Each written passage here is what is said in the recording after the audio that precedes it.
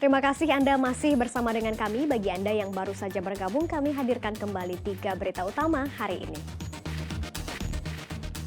Toko alat rumah tangga di kota Solo terbakar. Karyawan perkantoran di sekitar lokasi berhamburan keluar gedung karena takut api merembet.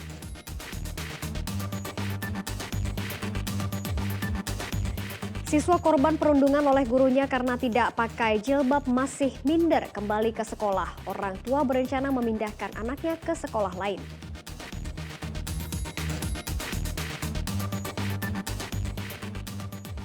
Kami juga akan mengajak Anda menikmati kuliner boga bahari dengan nuansa pegunungan.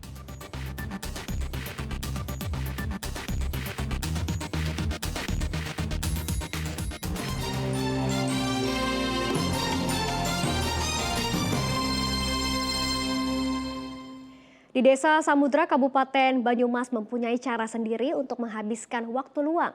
Memanfaatkan lahan kosong, mereka membangun lapangan voli sederhana. Setiap sore, ibu-ibu di atas 40 tahun bermain voli dan jadi hiburan warga sekitar. Bermain voli, beginilah cara ibu-ibu Desa Samudra, Kecamatan Gumelar, Kabupaten Banyumas untuk mengisi waktu luang sebelum matahari terbenam. Memanfaatkan lahan di samping rumah salah satu warga, ibu-ibu membangun lapangan voli sederhana. Selain untuk mengisi waktu luang, bermain voli ini juga sebagai ajang untuk mempererat tali silaturahmi, sekaligus menjaga kesehatan dengan berolahraga, apalagi usia mereka tak lagi muda, rata-rata di atas 40 tahun. Bak bermain profesional, ada saja ibu-ibu yang terkilir saat bermain. Meski begitu, keceriaan tetap mewarnai kegiatan santai mereka. Kegiatan ibu-ibu rempong, Pak. Iya, kegiatan ibu-ibu rempong. Ya, setiap sore lah kalau nggak hujan. Hari-hari. Oh, ini kompak sekali di sini ya? Iya, kompak banget. Usianya biasanya berapa rata-rata? Ya, 40 ke atas lah, 60-an, 70. Setiap sore ini ya? Ya, kalau nggak hujan. Olahraga voli sudah sangat membumi di desa mereka dan jadi tontonan serta hiburan warga. Baik tua ataupun muda, bapak-bapak ataupun ibu-ibu, mereka bergantian berolahraga voli di lapangan sederhana ini. Nanang Ananur melaporkan dari Kabupaten Banyumas. Ratusan pengendara motor trail mengikuti jelajah alam Kabupaten Boyolali. Berbagai tantangan tersaji, salah satunya menaklukkan tanjakan dengan kemiringan 75 derajat. Selain menguji adrenalin, Trabas Alam juga menggalang dana pembangunan rumah ibadah.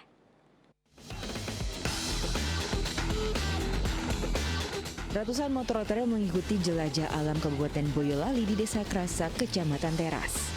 Berbagai tantangan dihadapi peserta, mulai dari melewati rintangan 3 batang pohon besar yang melintang, area bebatuan, susunan ban, dan 1 jam trek. Peserta juga menerabas area perkebunan, sungai, hingga perbukitan terjal.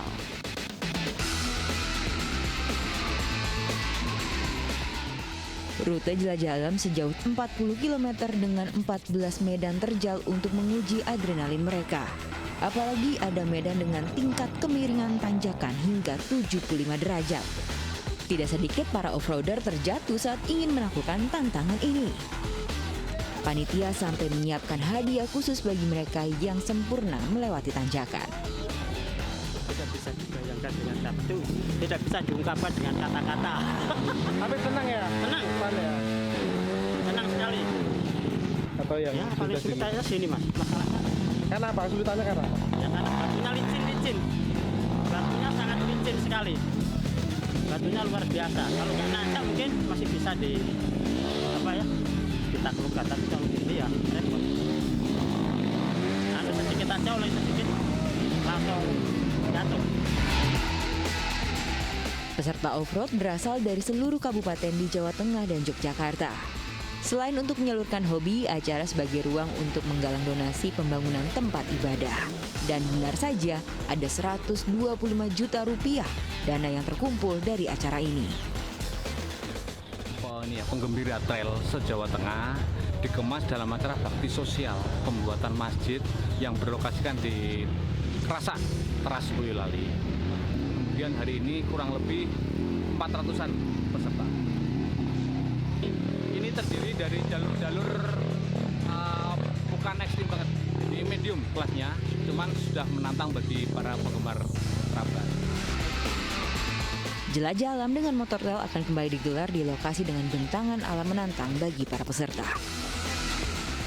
Wilianto melaporkan dari Kabupaten Boyolali. Berawal dari hobi memelihara ikan koi, Ahmad Mansur, warga Kota Semarang kini sukses membudidayakan ikan koi berbagai jenis.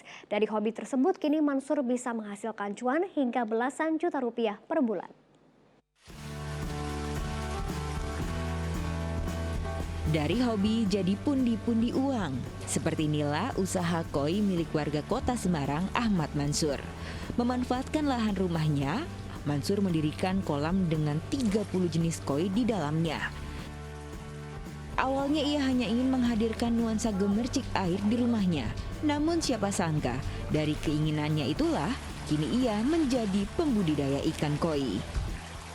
Pengen punya suara-suara air di rumah, akhirnya membuat kolam dan diisi ikan koi. Nah, dari saat itu kita tambah senang, banyak ikannya dan mulai menjual seperti itu sampai saat ini.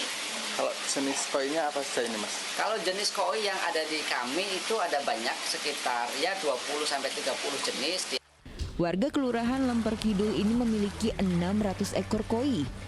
Dibantu 2 pekerja, budidaya yang sudah dimulai sejak 2019 kini menghasilkan keuntungan besar.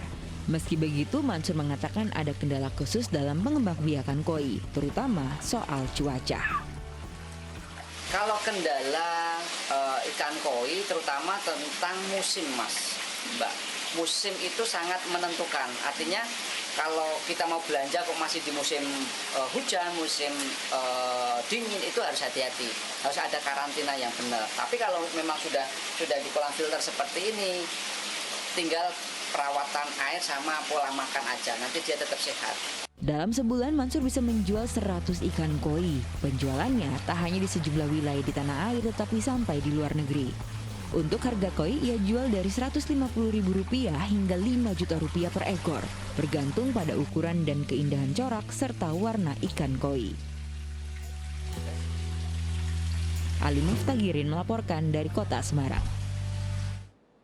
Menikmati menu kuliner Boga Bahari tetapi di pegunungan, sensasi itu bisa Anda rasakan di Desa Dayuh Luhur, Kabupaten Cilacap. Warung makan dengan nuansa sejuk di pegunungan menyajikan berbagai menu Boga Bahari unggulan. Siapa bilang berlibur di daerah pegunungan tak bisa menikmati beragam kuliner laut?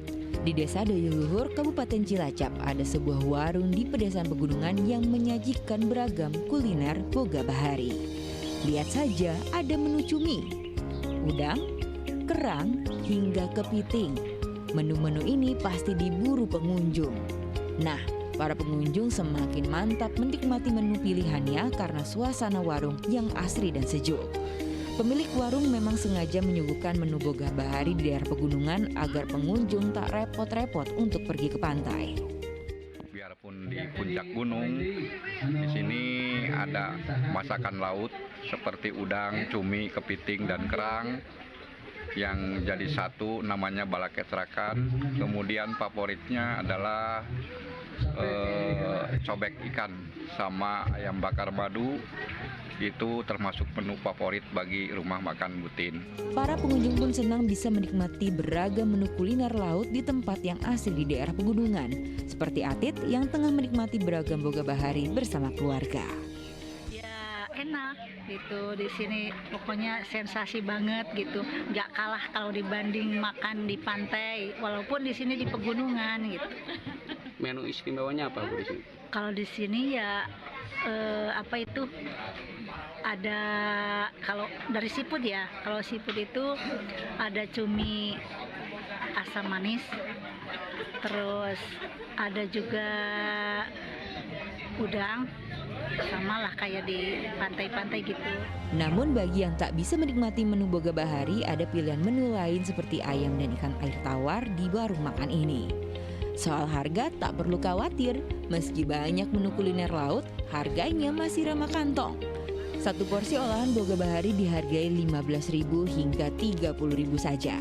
Bagaimana? Tertarik bukan menikmati nuansa sejuk pegunungan dengan pilihan kuliner Boga Bahari?